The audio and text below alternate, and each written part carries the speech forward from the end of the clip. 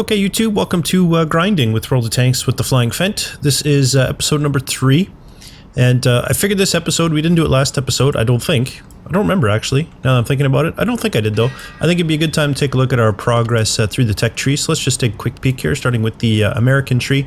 You can see the on-road to the T57 is the mission, so this line is on sale. And so because the M5 Stuart was 50% off, I figured, why not? Might as well pick it up. You can see I've done a fair bit of unlocking on it, just have one turret to go, and then the chaff and the M7 that come after to elite it. So we're working our way through that. Otherwise, on the American line, we're still working on the T67 and the M4. Both those are going well. We've got everything unlocked except for the last vehicle there. You can see in both cases. That's all that's left to elite them. For our British tank lines, Crusader is elated. We have unlocked the Cromwell. Haven't bought it yet. I have enough money to, but I also need some equipment, and I can't decide if I want to buy equipment or buy the Cromwell, so I'm kind of waiting before I decide. So we'll see which way I decide to go. Also still working on the FV304. Haven't moved up much here. 13,000 XP out of the 64,000 we've needed. I haven't really played a lot of artillery, to be honest with you, in the last week or so. So there you go. There's the British lines. German tank lines. My Panzer SFL 4C still have 2 guns to unlocked, but I have everything else. Working our way up. Really enjoying this tank. It's a pretty nice tank. And actually, if we take a look, I think my win record's pretty good in it too. 71%. Yeah, I'm really enjoying that Panzer SFL 4C. Otherwise, still working on the VK36-01 to get the next 2 unlocked. I've played a few battles in this, but not too many because I've been trying to get modules unlocked on all my other tanks. I'm still really loving this tank, though. I really enjoyed the VK36-01. I didn't when I first got it. Once you get the top gun, though, and basically once you elite it, once you get all the equipment and you can kind of pick and choose what you like, I think it's a fantastic vehicle. As far as the French goes, we're still working on the ELCMX, managed to unlock all the modules, still have the last thing to go. I am having a really hard time with this thing. If we look, my win rate is horrible in it. Where is it? Right here, look at that, 24% win rate. I suppose it's better than the 17% I had before, but not by much. I don't find it all that... I mean, you watch videos on it, you think it's the fastest thing you've ever seen, but it's actually not really. Quite often, like, tanks are passing me, and I'm like, oh, so I'm very disappointed in the LCMX, but that's fine. Also still working on the MX-13AM, again, like I said, I haven't played a lot of artillery. We're about halfway done there, though. For Russian tanks, the Su-85 still have a few guns to unlock, but it's going along nicely. I don't mind the Su-85. I do miss turrets when I play tank destroyers without turrets. T-34 is going well. Really loving the T-34. I'm having a ton of fun in the T-34, and again, I think my win rate reflects that as well. Where is it? 69% win rate. Yeah, I'm really enjoying the T-34. And then the KV-1, only played a few battles in it, but again, we're just working our way down. The KV-1 will be the first thing unlocked. Then I'll put a crew in my Churchill 3 and start training up that crew. I don't have any Chinese or Japanese tanks, but I was thinking I probably should grab some. Probably one of each. I'll grab the M5A1 Stuart, and I'll grab either the Keiho or the Chi-Hei, depending on which one I decide I'd like to try. And the reason I think so is because I have 7 free slots. I have lots of slots for them, and it'd be nice to work down those tech trees. And now that I'm not doing, you know, a series where I feel like I have to play through everything on a regular basis, if a tank gets set aside for a couple of days, it's not the end of the world. So that's our progress. As far as equipment goes, I think that's fully equipped, that's fully equipped. The M5 Stuart didn't put any equipment on. I don't know if I'll need it, to be honest with you. I might save it for future iterations, we'll see. 80% win rate's kind of nice, although I'm not a big fan of the M5 Stuart anyway. The M4 is fully equipped, the Fury's equipped, T14, T67 is equipped. So yeah, one is fully equipped. The Löwe, I still need a toolbox, I think is what I'm going to go with. Either a toolbox or the CO2 fuel tanks. One of the two, I think, is what I'm going to go with. I'm leaning towards the toolbox, but we'll see. And that's what I was talking about, right? I've got enough for the Cromwell, or I've got enough to get equipment, but all the equipment I want to buy costs 500 grand. Part of me wants to wait until equipment goes on sale, but I have no idea when that's going to happen again. So there you go. Löwe, I need a little bit. The Panzer SFL 4C, I still need some stuff. I need the binocs, and I need a gun rammer. I'm starting to think that I probably got modules lingering around from earlier tanks, but that's fine. E25 is fully equipped. My Jagdtiger is fully equipped. The AMX, I believe I need binocs, so that's going to cost me another 500 grand. T-34 is fully equipped. The KV-1 is, and the Su-85, I think I need some gear. Yeah, I need a cam net and a tank gun ram. Actually, you know what? The cam net's fairly cheap. I'm going to grab a tank gun rammer right now. Or, sorry, a cam net right now. So we just need a tank gun rammer for this thing, is the other thing I'm going to put in there. and that'll be it for equipment. All of my premium tanks that I may play from time to time, I made sure are fully crewed, and aside from what we've already discussed, they're also fully equipped. There's these, yeah, the T-14, the M4 Fury. Yeah. So that's kind of our progress through the trees and our equipment. So that's kind of the grinding part. Now for some highlights, we're gonna have to exit back to disconnect from the server and fire up some replays. Let's take a look at some highlights. Let's look at let's look at the Lerva. I call it hydro. It's hydraulics. You'll see what I'm talking about. It's one of the things they want to fix with the new physics changes they want to make with the drifting tanks and stuff. For example, if you stop on railroad tracks or on like a sidewalk, your tank just kind of sits there bouncing indefinitely as the kind of weight never really settles on the suspension. And that's something they wanted to fix, and you'll see that happens a few times in this battle with my Lerva. Now, in this battle, I don't perform particularly well. I make a few very bad choices that we'll discuss. But again, that's kind of the point of this, is some learning opportunities. At the end of the day, though, I think this is an interesting video for anyone who might be considering the Lerva. I make bad choices. I get just a handful of like decent shots off, and yet my profit was like 87,000 credits, and I made like 1,600 XP, I think it was, for my crew experience. So fantastic tank, I think. It helps when you're your top tier. In tier 9 battles, it still performs pretty well though. But this is a tier 8 battle, so we are the top tier heavy on our team. Now, I initially think I'm going to go up the side here, but then I think, you know what? As a top tier heavy, I should probably start making my way towards the cap circle.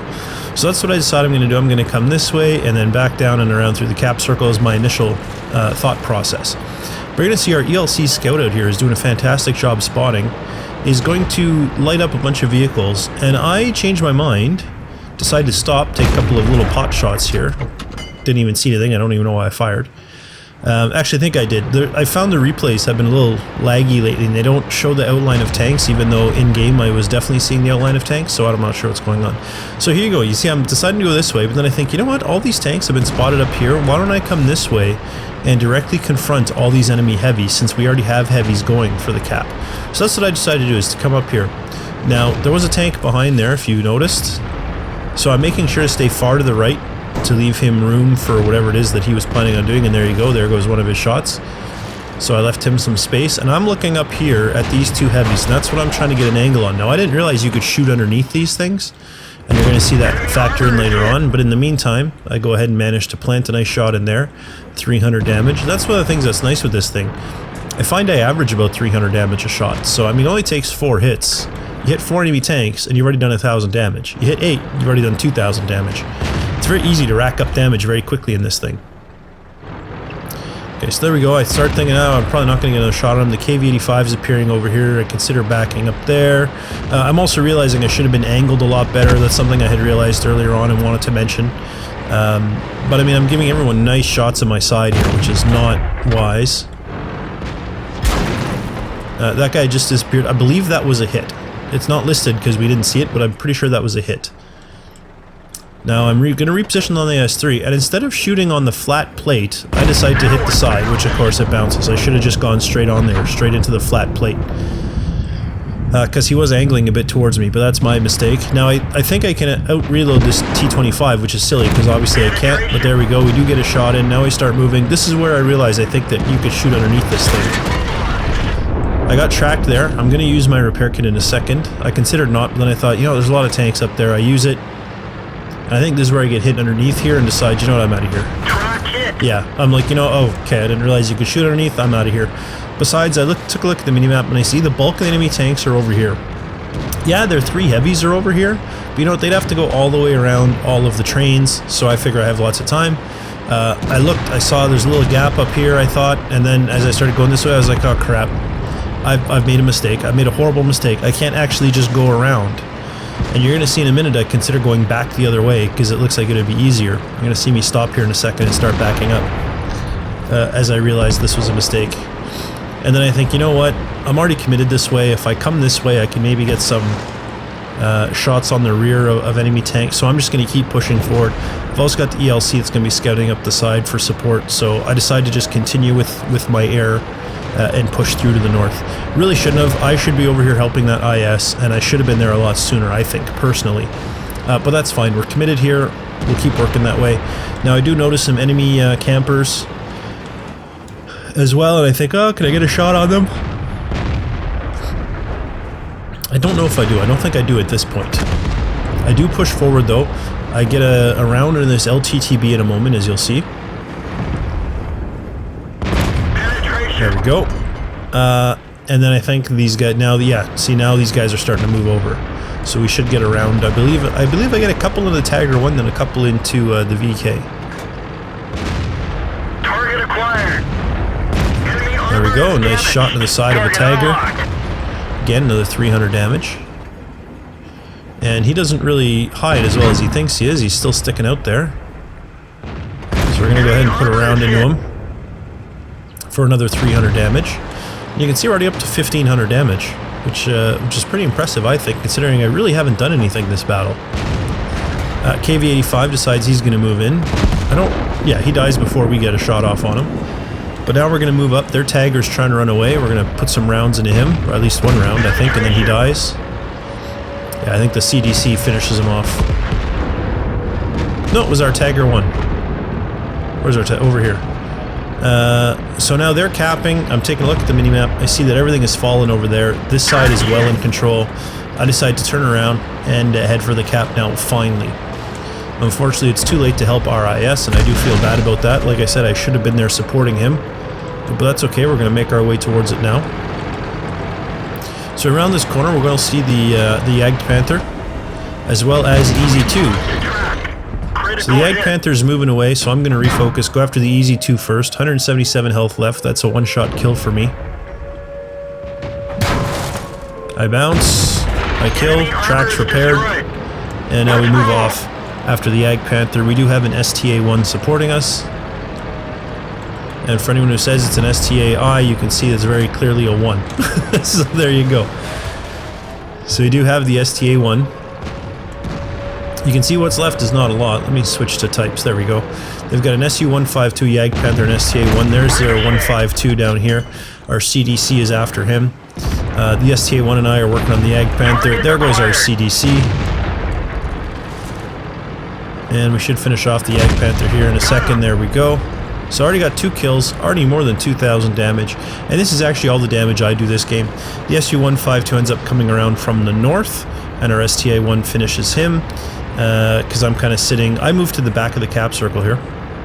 Oh, and I've been mentioning about the suspension. You see me bouncing a little bit here. I was also bouncing a little bit when I was between the railroad tracks there. You're going to see the suspension come back into play again. But yeah, the SU-152 is going to come up this way. That STA-1 is going to sit there, a little exposed, I felt. That's why I moved to the back here. Plus, I figure if he's here, he's protecting both of these lanes, or at least giving visibility on them. Although, if the enemy were to coordinate an assault in both directions at the same time, which of course we know is very rare. Teamwork is very rare. But if they had, he would have been in trouble. But I moved back here to kind of spot these two. Unfortunately, the mouse cursor keeps moving. These two routes of attack is kind of why I moved back here. The one SU-152 is there. I wouldn't mind if the STA-1 had backed up and suckered that forced that SU-152 to come in closer, but that's fine. He finished him off. I was worried he was going to die, but that's fine. So then we reposition here to the south of this cap circle, again to protect these two routes of ingress, and once again it's not a factor. The STA-1 takes care of the enemy STA-1, who I also believe comes in from the north, if I'm not mistaken. But you're about to see the suspension that I'm talking about, the suspension issues. And if you were to actually be trying to aim when this is going on, look at it bouncing. If you're to be trying to aim while that's going on, your view would be bouncing up and down. Your aiming circle would be bouncing up and down. And you're going to see it right here, just as this STA-1 is killed. I'm going to move forward. And you can see the suspension's bouncing up and down. Nice steady bounce. And when I zoom out, you're still going to see it. Like the tank is just bounce, bounce, bounce. And it just doesn't stop. See, there it goes again. So this is the thing that they're trying to fix with the new physics, is this type of a hydraulics issue. But there you go. So that was a little bit of the hydraulics thing, but I just wanted to showcase in a battle with the Löwe, where you make a lot of mistakes and a lot of bad decisions, and you only manage to get 8 hits in you're still doing over 2,000 damage. That worked out to 1,600 or 1,700 XP and about 87,000 credits in profit. And that's like the base XP, right? Then it was doubled by 2 because it was my first win of the day. So that was our Leva hydraulics. Next up, let's take a look at this M5 Stuart battle on steps. Let's hop in here. And this is an interesting one because you've all seen me in videos complain about people not wanting to cap. And I've often in games, when I've said, hey, we should cap, had people say, you know, capping doesn't work, is something that I've heard. I've also heard people say something like, oh, you can't cap too early. But I want to show you this game because that's exactly what the enemy does. They're going to blitz the cap circle from the north. They're only going to send a handful of tanks down here. All our slow heavies are going to go this way. Only a few of us are going to work in to support the cap circle. But because they have so many people capping, they're going to have like 6 guys in the cap circle, 1 or 2 on this corner holding our vehicles back, and then a couple over here kind of defending the back. All us light tanks need to move around behind to have any chance of penning to reset the cap. And the heavies are so slow getting there that the enemy's going to cap before we can even win. So it's a bit of a spoiler there, but I think you have to understand what's coming to really appreciate this. Now, I've never been up here and I thought maybe this looked like a good tank destroyer spot, so I figured since I was so far ahead of everybody I could scout it out. But no, it is not. It looks like a terrible tank destroyer spot. It has no cover. Well, it has no concealment. I guess it does have cover, but it has no concealment. And I don't think that cover would do much. Anything with any artillery with even the slightest arc would be able to just wreak havoc. So I'm going to push forward. The Chaffee's going to go up this road a bit before he makes his way over. We do have 2 heavy tanks coming this way. But like I said, the enemy's going to send very few over here. And I think there's this 3 and not many more that really hold down this whole flank. Which is going to leave all of their tanks to just blitz the cap. And you're even going to see a spoiler where the enemy guy, one of the guys on the enemy team, who is it? I think the 30-1P accidentally says cap in the chat, in the global chat instead of team chat. So here I'm just waiting for enemies to catch up. I do have a mission for spot 2 enemy vehicles before I'm spotted, so I figured if I sit in this bush, I may be able to accomplish that mission. I'm not too worried about it. You know me, I don't really play for the missions. But I figured all these heavy tanks have to catch up anyway. And here's that glitch I was talking about. I actually can see this guy. I don't know why it's not showing it, but the outline is clearly visible in-game. It's just not in the replay. Obviously, judging by the fact that I'm hitting him, he is not behind that rock. He is definitely in front of it. Now he's moved behind the rock, so now I have no shot on him anymore. But he was definitely in front of that rock at the time, and there was definitely an outline. No, it's the Stug 3G, I'm sorry, who says cap now. That's right, it was the 30-1P that starts setting up that defensive perimeter. Behind him, the enemy goes into the cap circle. And this is where it's starting. You can see all of our slow tanks. We got a T-150 and a Wolverine that are camping. Or AFK, I'm not sure which. I believe I even ask if they're AFK in the chat when I get around the back, which is going to take me a while. I contemplated coming up and maybe trying to wreak some havoc on the 30-1P, but unfortunately that IS there got me a little bit scared, so I do take a peek. I didn't have the gun depression. I'll try another round. Put her into his front plate. Didn't go through, and I thought, you know what, this is silly, I'll go around. The T-29 unfortunately sees trouble. He's going to back off in a hurry. I can't get out of his way in time. Luckily, neither one of us took damage, though. Don't want to get in the way of the KV-1S's gun. I don't want to block his shot, so I'm going to go around in circle. But you can see the enemy blitzing the cap. They've already got 2 in there, and look at how many more are coming. And all these guys are going to go sit in the cap circle and start building up cap points, which means you can't just reset one guy and have it be reset anymore, because they have so many people. They're going to have so many people with cap points. So I'm working my way around because the only way I'm going to penetrate all these heavies is from the rear, and even then it could be questionable. So we're going to make our way around.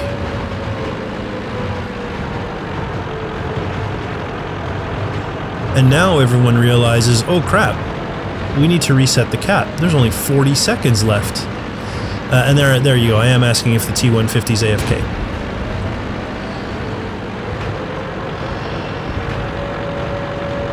And here, people are saying, let him have the top gun. Like, we're worried about losing, and you're saying, let him have the top gun? Come on now.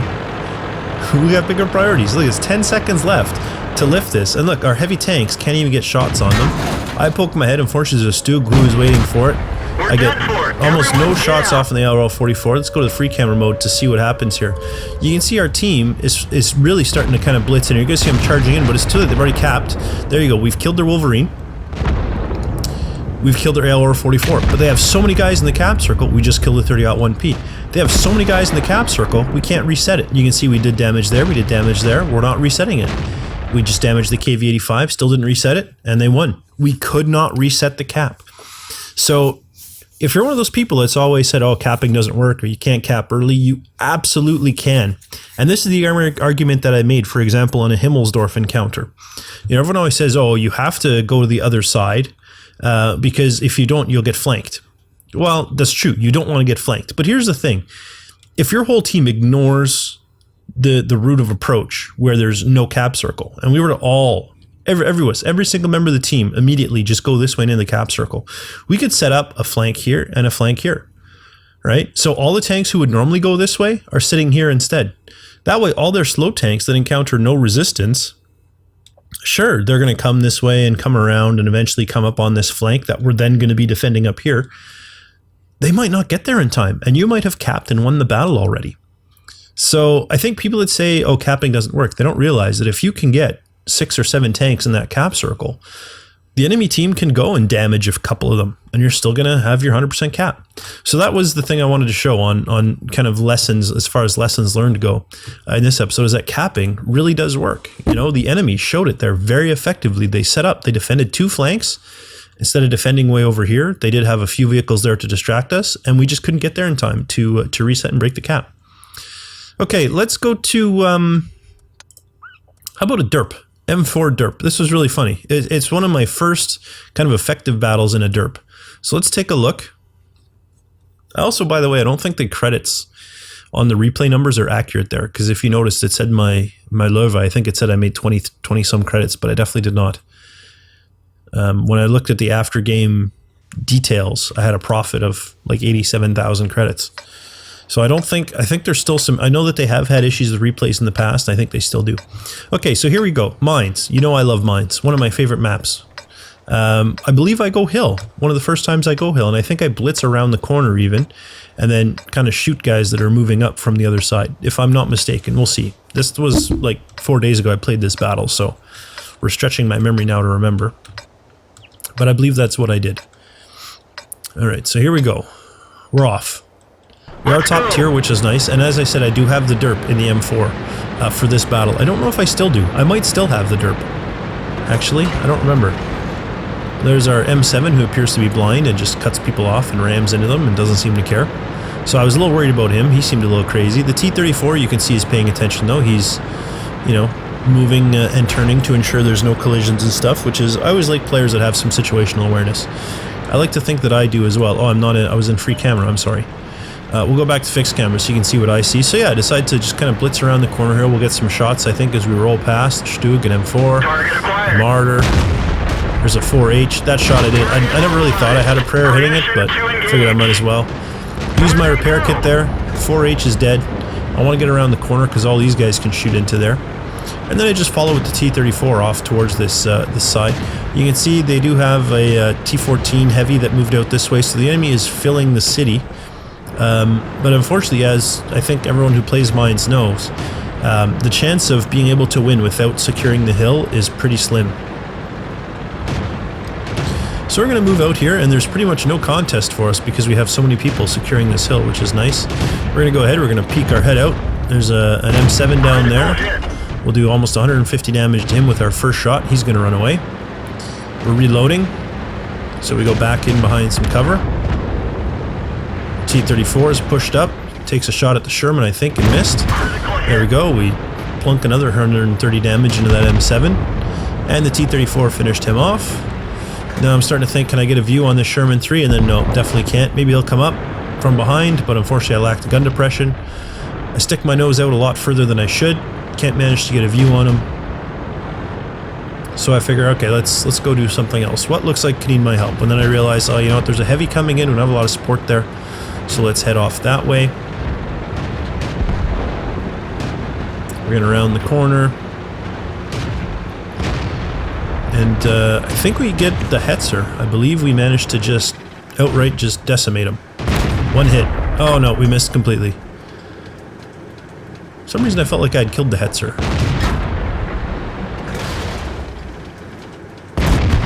There we go. And I don't know if you noticed that. I don't think I hit him. I think I missed and it landed in front of him. But I think it was splash damage that killed the Hetzer. Which I think is hilarious. And that's one of the reasons I want to show this video, because I've never really played a derp before. But man, it's fun just watching things kind of explode. Now the archer's gone behind a hill. Not much I can do there. You can see the scores kind of really favoring us, although we have lost all but one of our heavies. And there we go. We finish off the T-14. Churchill 3 is coming around the corner and I see him coming, so I back up a little bit. I'm reloaded. Put a round into him. I think I damaged some modules there. We did say critical hit, so I mean, I'm pretty sure we did. And then I fire on the move. And now we can push off. We've taken care of it. There's no more enemy heavies. The score is 11-7. We pretty much have this one in the bag. Trying to decide where to go. I thought maybe I'll go after this M7, but I thought, you know, I don't have an angle on him. Much rather come after this archer that's over here and possibly second tank destroyer who may be hiding in this bush. I'm not sure.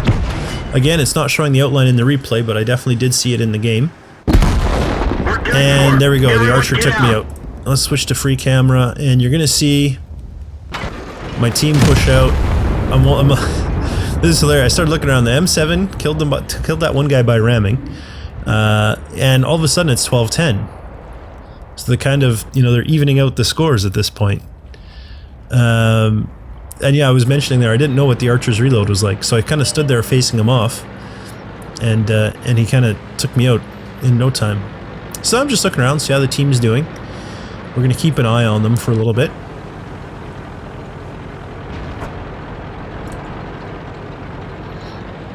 This KV-1 did nice work as well,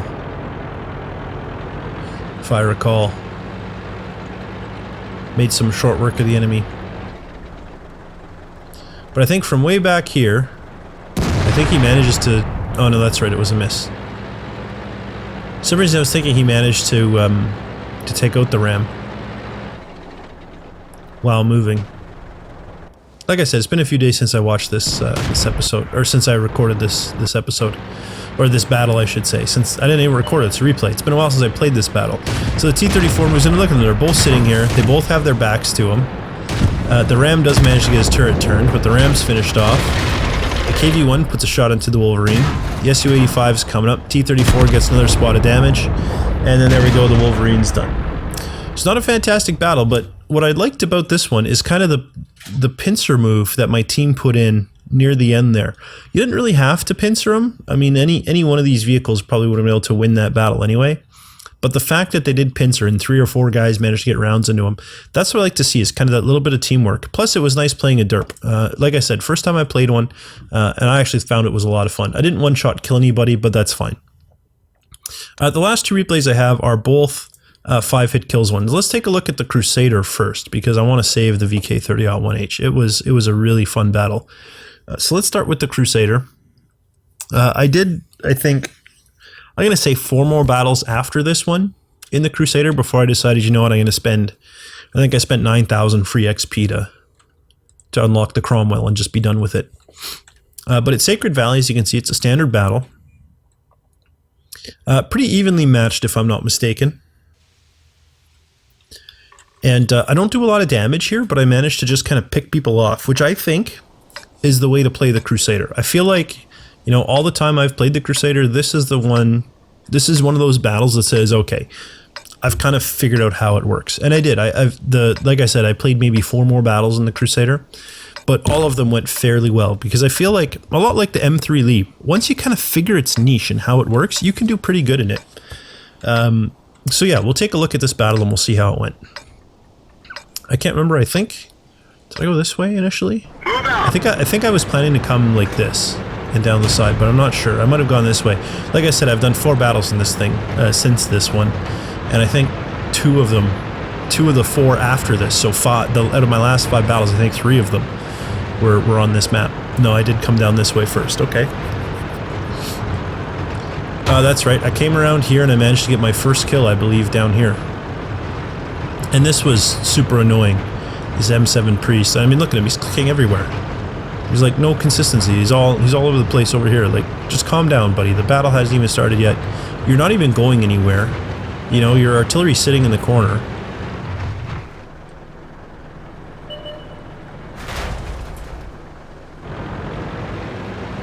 Alright, so kind of take our time. That's our Panzer 3A there that's doing some spotting for us. And I see this Cruiser 2 coming across the bridge. And again, it's not showing me the outline in the replay, but it was definitely being outlined. There we go. Oh, is it 'cause I'm holding control? I don't know. And then he fell off the bridge. Which I thought was hilarious, and I laughed at him. Oh, that's right. It's the Stuart that we kill over here. There's our first kill, was the Stuart.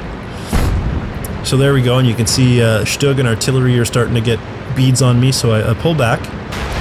There's an M7 coming, so I make sure to leave him room. He stops because he's not sure what I'm doing, not realizing I'm just leaving him room. So I make sure to start backing up to indicate, yeah, I'm just trying to get around you. There we go. And this, again, this is where I find situational awareness. A lot of people don't have it, but you really should. You know, you gotta stay out of the way of your friendly tanks. And there you go, that's the cruiser that fell off the bridge. He was on the edge of glory. So there you go. I take a look. I notice there's traffic up here, but I can see there's a couple of tank destroyers up there that can deal with them. Plus some other guys have views. I don't. There's a side of the hills in the way, but I figure, the Valentine can handle an M4. Then I start thinking, well, maybe not. But if he can't, what am I going to do, you know? He is on low health, but I have no view. So I believe in the end I just decide to move on. Yeah, I don't think I did have an outline on that one, even in the actual game. I'm pretty sure that was just a blind shot where I thought, maybe it's just like a fence that's in front of them. But there's a Cruiser 4 coming in right here. You can see him. I decided to make a beeline for him. I honestly didn't know the difference between a Cruiser and a Crusader and a Cruiser 4. But I did see that it was a tier 3, so I thought, well, I can probably handle that. I think I've even played a Cruiser 4, I just didn't remember. And there we go, I get a shot in his rear. There's kill number 2. So now we start moving out.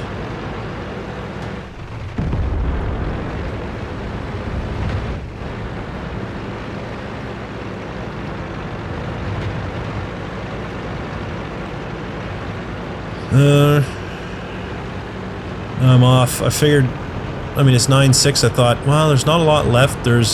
None of them have been spotted. They must be base camping, so I decided to do some scouting. You can see our T1 was not AFK. He was just, like this guy says, he was just a noob. He was just base camping. So I see the M7 down there. There's not a lot I can do against an M7 from the front, but there is also support moving in to deal with the M7, so I ignore him. Move after the M7 priest. There's kill number 3. Some spotting going on over there. There's the Panzer SFL 4C. I also spot the Sturm Panzer 2 or whatever it is. And then the M3 Lee back there. But I circle around. I figure we'll go after this guy first. I try to stay out of the way of his gun. And I kind of do, but I can see he's turning. I'm going to leave shot him, and I thought, you know what? Let him get one shot off. I can handle it. I eat that shot. There's kill number 4. So now there's the M3 Lee that's left, as well as the one enemy artillery that we had spotted down there, the M41. The Valentine was going crazy with some clicking again, so I was busy telling him to calm down, because the beep, bleak, bleak, bleak, it really gets on my nerves. So there we go, we're going to move in. I feel like the M3 Lee is the bigger threat, so I put around, there we go, take care of him. And then the M41 HMC is taken out by someone else. So I didn't get the top gun because I only got 5 kills, but that's fine. But there you go. I feel like that's kind of how you should be playing the Crusader. And that was a pretty good match. Almost 1,000 damage, 5 kills. It's not bad. And let's take a look here. What does it say? What does it say I made and whatnot? Yeah, I don't think these numbers are accurate. Oh, maybe they are. There you go. 85,000 credits there. Almost 3,000 XP. So this is saying that I made 28,000 credits and made 2,300 XP on that battle. So there you go. I think that's my best Crusader battle I've ever had, and I felt that at that point I felt like I'd really kind of figured out how to play the Crusader. And the next, like I said, the 4 battles I had after that, all of them went fairly well. I think one was just a blowout where we had no chance, but otherwise things went fairly well. So then the last replay for the day, we're going to take a look at the VK30-1H. And I absolutely had a ton of fun in this battle. I think I was called a noob once or twice even. People said I wasn't very good and didn't know what I'm doing, which, you know, both are probably accurate comments to make. But still managed to get myself 5 kills. I do think I kind of blew it a bit at the end, if I'm not mistaken. I'm trying to remember. I had an E25 that went the same way, where I took a lot of criticism and yet almost single-handedly carried the game. It's funny, once people die, they seem to become experts. It's like, well, you obviously weren't very good. You're dead in like the first 2 minutes of the game. What are you flapping your lips about? Especially when they start making comments that aren't even accurate. One guy was telling me like, oh, maybe you should try aiming. And I'm like, I did aim. My shot bounced. He's like, no, you missed by a mile. I saw it whizzing off. And I'm like, yeah, it whizzed off after it bounced off his armor. Got off my case. I don't think that was this battle, though. I think that was the E25, which was a hilarious battle. Just from the comments that were going on. The camera's gotten a little goofy. Let's reset it there. So I take a second to see where everyone's going. I want to see how things kind of spread out. This is not a map I'm very comfortable with. So I'm always a little leery and cautious about it. But we move out to start. Come and overlook the town a little bit. And see what we can see. You can see we are top tier heavy, which is always nice. But it is a VK30-1H, so it's definitely more of a sniper than a brawler. But yeah, I set up over here, kind of looking down. I was going to go into the town, and then I kind of changed my mind and said, you know what? All we have is one T25 there. There won't be a lot of support. So I decided to kind of take my time. A Stug gets spotted, then another Stug gets spotted, and I start thinking, yeah, I don't want to overextend. I'm going to pull back. So I'm keeping an eye out. Hopefully I can spot them, but they are still hiding behind buildings. Then a B1 appears, and I'm, at this point, pretty pleased with my decision to pull back and not keep advancing. Caution being the better part of valor. Hit the Stug, didn't go through, that's fine.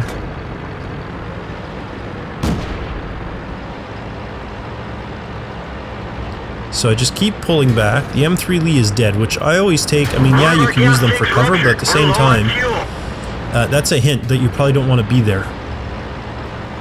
There's obviously someone over here that's getting some shots off in this area, so I want to move to where they can't get to me. And I figure I just keep pulling back far enough, maybe I can get a shot on that Panzer 4D. Turns out I don't really get an angle on him.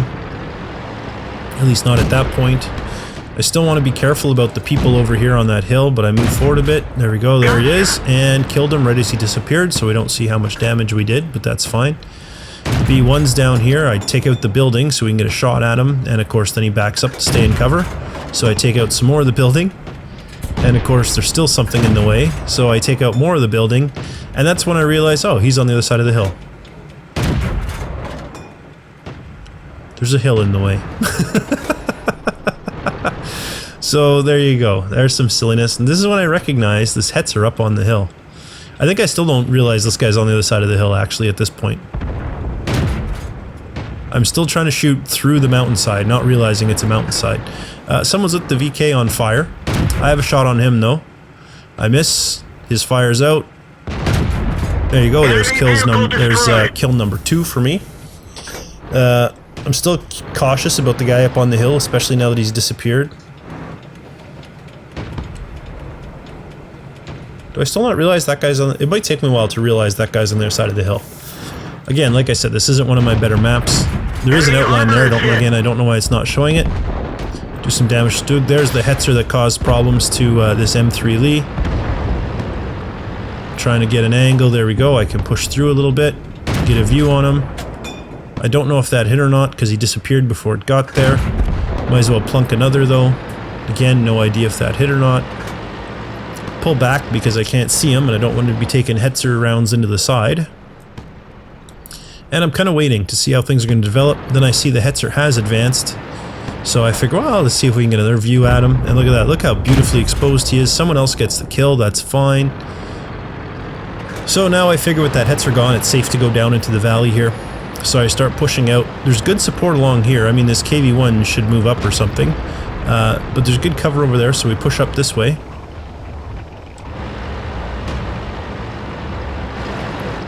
I can see a T-29 has moved behind the hill there, or a T-82, sorry, has moved behind the hill there.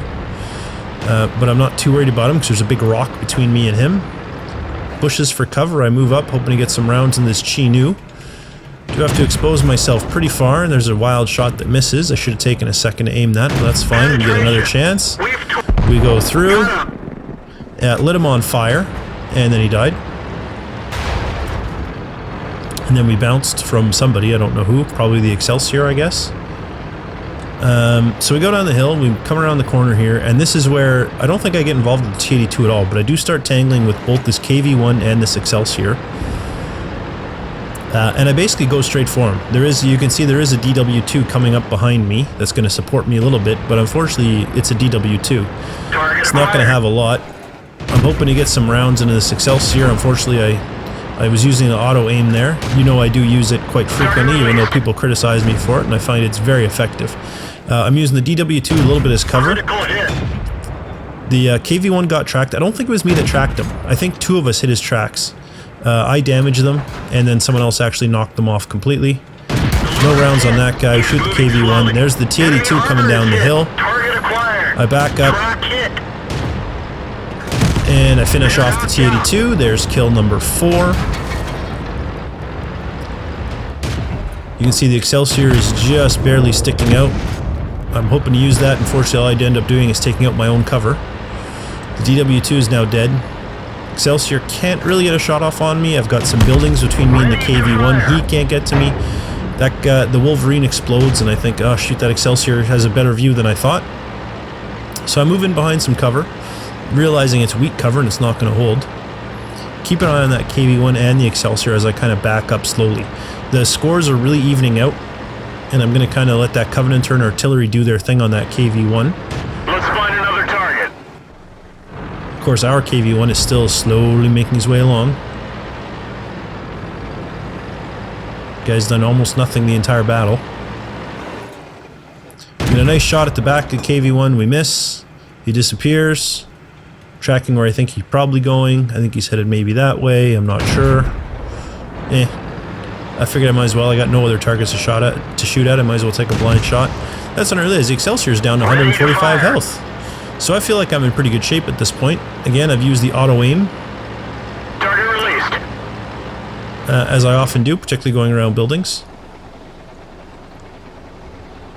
I don't know why the sound stopped there, but that's fine. Another shot missed. I believe that was artillery that missed. There we go. We get another shot into the side of the Excelsior. He's down to 15 health. Sorry. He gets one last shot in before we put him out of his misery. Our KV-1's taken out the enemy KV-1. All that's left is enemy artillery. I've got my 5 kills. So at this point, I'm pretty excited. I'm thinking, holy jeez, I might get my first top gun. And I'm not the only one thinking it. There you go. The DW2 is thinking the same thing. So I push around here. We're looking for the enemy artillery.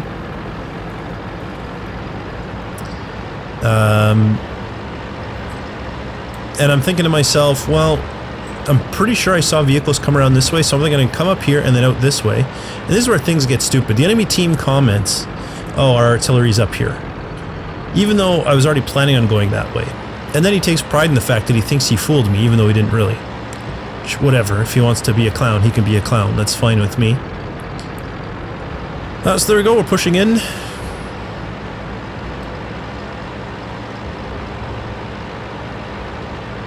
We're all kind of looking for the artillery. I figure I'll just start capping. That'll leave the artillery with no choice but to come back if they're not up here. But again, that was my plan, was to kind of slide this way. You can see I'm looking out that way. I'm pretty sure that's where he's going to be. I don't want to really go into the cap circle right now and telegraph my position.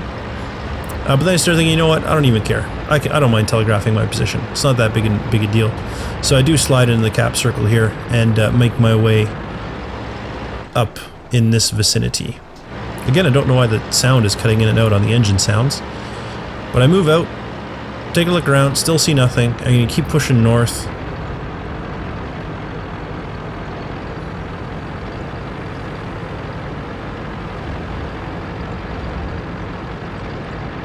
And move out, hoping to track down the artillery. There he is. There's the B1 saying, oh, he's at K9 out here. And then he gets spotted down here. Which, fine, whatever. If he's not in K9 anymore, I might as well go back and cap. And this is where that B1 gets very proud of himself. I don't know why. But there we go. So now at this point, I figure he's so far away, we're not going to get a shot in on him. So unfortunately, no Top Gun for me. So then I just get lippy with the artillery, with the B1, because why not? Our priest does eventually kill their priest, which is fine. Oh no, I'm sorry, he killed ours. Oh, for some reason I thought we killed him, but that's fine. We're gonna cap him out anyway, and that B1's just gonna keep getting mouthier and mouthier, which is fine. Oh well, what can you do? What can you do? But we are gonna win by capping, so no Top Gun for me. I've had a lot of 5 kill battles, but I'm pretty sure I have yet to get a Top Gun. I don't believe I have I have achieved a Top Gun medal yet. And there we go. Base capture, game over, 5 kills. No Top Gun, but I believe it was a pretty productive battle anyway. What did we get? Almost 30,000 credits in a standard tank with expensive ammo. And yet we only did 890 damage, which kind of surprised me. I thought we would have done more than that. And we did have a shot in the Lova that hit. I remember it was 2100 or something, but we did 24. So that one shot that I said I'm pretty sure had landed and I could see the outline, but it didn't show. I think we did. So there you go. That was kind of how the day worked, or I'm sorry, how things have gone since my last update.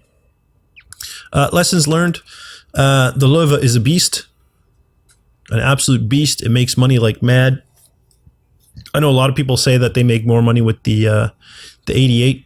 I don't. I make more money in my Lova than I do. But that's fine. I think the Lova suits my playstyle better. And that's why I like the rate of fire on the 88 is much nicer.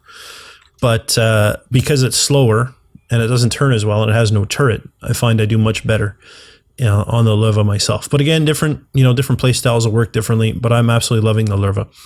We also learned that capping does indeed work. You can cap early as long as you support. You don't need to worry about flanking if you set up defensive positions around the cap circle. You absolutely can cap, especially if you have a low chance to win. We learned that derps are fun. Where's the derp? There we go. We learned that derps are fun. And we learned that KV1s can be a beast. That KV1 of ours that went around did some good stuff, as well as the pincer move right at the end that I really liked. I don't do a lot of pincer because I don't tend to coordinate in random battles. But, down the road, someday I may get involved with the clan, and I look forward to being able to have, like, those coordinated team assaults. Those are always fun. And then we took a look at the Crusader. We kind of got a feel for how you're supposed to use it. I think that this battle particularly was a good demonstration of how to use a Crusader effectively. You want to flank. You want to, pick off wounded, kind of lighter tanks as you can. And as the battle thins out, you want to go pressure their artillery. And I think if you do that, you'll have pretty good luck with the Crusader. One of the reasons I used free XP to unlock is just because I have so much. I mean, I had over 30,000 free XP, so I figured I might as well start burning it. I burned it on that. I also burned it on the my M7 Priest. If you recall, I was working towards unlocking the last radio, or was it the engine? I don't remember. Might have been the engine, and I just got tired of playing it. I don't find it very effective as artillery, particularly with the accuracy nerf. So I just free XP to unlock the last radio and sold the M7 Priest. And the other thing we looked at was it was the 5 kill battle on the VK30-1H, which again, I know a lot of people have complained about the VK30-1H, but if you play it like that as a kind of more of a sniper, or if you're going to go up against heavies like you saw me do, if you can manage to use your terrain for cover, I think you'll be able to perform pretty well in some of these more lightly armored tanks. Now, again, I'm not saying that this is the greatest VK30-1H battle you're ever going to see. In fact, I don't even think. Yeah, I only got a first class mastery badge. That wasn't even an ace tanker, which is not a surprise. I mean, you can do really, really well in this thing, and I certainly did not. But that gives you kind of a general idea. If you'd like to see more of that, definitely go on to Watt Replays and, check out some VK30-1H replays where people just, destroy face. And I think you'll see how effective that can be. But I personally really love the VK30-1H. I'm actually thinking of keeping it. I think it's a lot of fun. Once I've unlocked it and moved on, I'm probably going to keep the VK30-1H and keep playing it because I really am enjoying it. In any case, so that's going to do it for this episode. I hope you learned something. I hope you were able to laugh a little bit at some of my stupid moves. And I hope you'll be back in the next episode for more of it. If you enjoyed this video, please leave a like. It really does help me out. And don't forget to subscribe to my channel if you haven't already. For now, though, thanks for watching, and I'll see you next time.